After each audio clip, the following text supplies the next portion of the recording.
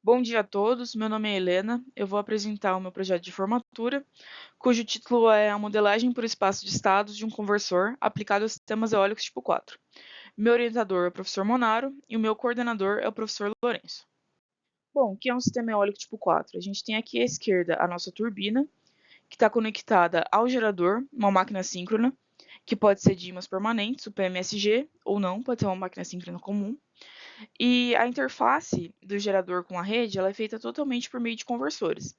Então, a gente tem aqui o conversor do lado da máquina, um link CC e o inversor, que é o conversor do lado da rede. Por que é feito isso? Porque dessa forma a gente consegue controlar precisamente qual a potência ativa e qual a potência reativa que está sendo injetada pelo sistema na rede. Nesse trabalho, eu vou focar apenas no desenvolvimento do modelo do conversor do lado da rede. Por quê?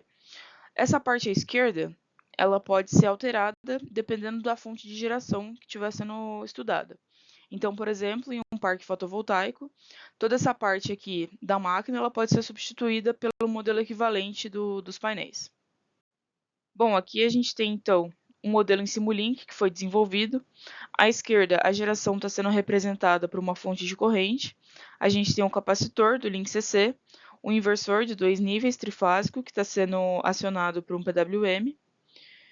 A gente mede no ponto de conexão com a rede tanto a tensão quanto a corrente ABC, transforma essa tensão e essa corrente para o sistema DQ0, sistema síncrono, porque os nossos controladores estão sintonizados em DQ.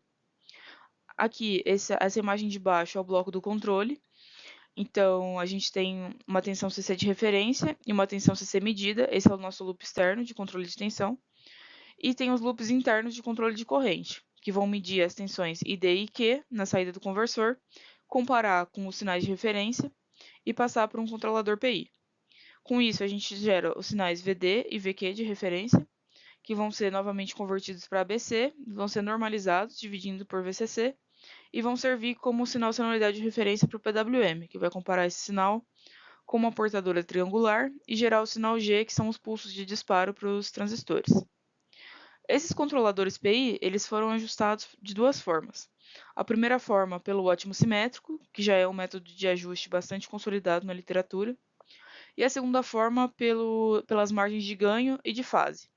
Nesse segundo método, foi obtida a função de transferência do sistema, a margem de ganho foi igualada a 1, com isso a gente obteve o Kp, o ganho proporcional do controlador, e o Ki ele foi obtido a partir da margem de fase da função de transferência.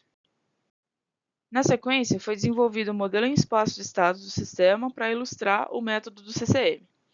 O modelo em espaço de estados ele consiste na determinação das matrizes do sistema, considerando as equações diferenciais que regem o comportamento. Então, aqui abaixo a gente tem as duas expressões do espaço de estados. O vetor x é o vetor de estados, o vetor u são as entradas do sistema, o vetor y são as saídas do sistema. O CCM ele é um método que permite a gente modelar cada subsistema, cada bloco individual, de forma em separado, e depois interligar esses blocos por meio de matrizes de interligação. Aqui na direita tem, só para ilustrar como são obtidas essas matrizes, e aqui na esquerda tem o sistema resultante que foi modelado em espaço de estados. Por simplicidade, foram modelados apenas dois blocos, o controlador interno, o loop interno, que calcula o VD de referência e o VQ de referência, então foi modelado apenas o controlador de corrente, e o filtro de saída do inversor. O nosso sistema global ele é esse que está dentro do pontilhado em preto, e a gente tem dois blocos, dois subsistemas, o 1 e o 2. Aqui, então, foram mapeadas todas as entradas e as saídas do sistema, e como elas se relacionam entre si. Então, por exemplo, a gente tem que o VD de referência e o VQ de referência são saídas do bloco 1 e entradas do bloco 2. Tudo isso precisa ser mapeado por essas matrizes, de forma a gente obter o modelo completo do sistema como um todo. Os resultados, inicialmente, foi feita uma simulação no Simulink, considerando apenas o loop interno de corrente, que foi o loop que nós consideramos para o modelo em espaço de estados pelo CCM. Foi observado que o comportamento do modelo em espaço de estados ele foi bastante satisfatório se comparado ao modelo em Simulink.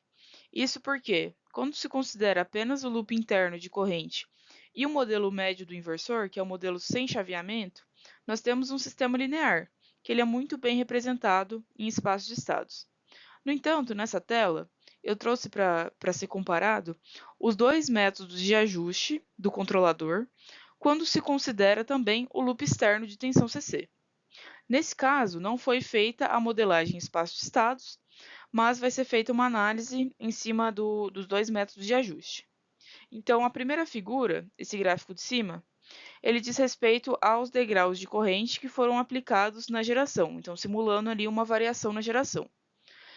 Esse gráfico do meio, tanto aqui quanto aqui, ele representa a tensão em cima do capacitor, a tensão CC. E abaixo a gente tem as grandezas CA, a tensão e a corrente do lado CA. Esse primeiro bloco, ele diz respeito ao ajuste pelo ótimo simétrico. Então, a gente vê que é um método que proporciona um ajuste mais estável. No entanto, o tempo para atingir o valor desejado, ele é maior. Então, é um sistema mais lento, só que mais estável. Nesse gráfico de baixo, a gente consegue ver o ajuste pelo método de margens de ganho e de fase.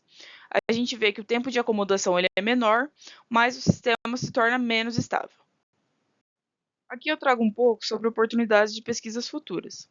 Como eu comentei, foi modelado em espaço de estados apenas o loop interno de corrente. Por quê? O loop externo ele necessita fazer uma divisão da potência do lado CA pela corrente para poder obter a tensão CC. Com isso, a gente tem uma forte não linearidade e seria necessário fazer uma linearização do sistema em torno do ponto de operação para então obter o modelo em espaço de estados. Outra possibilidade de pesquisa futura seria uma análise de autovetores do sistema, uma vez obtidas as matrizes de estado, para poder avaliar a estabilidade. Por fim, eu gostaria de agradecer a todos, principalmente a minha família, os meus amigos e os professores que me apoiaram aí durante o desenvolvimento do projeto.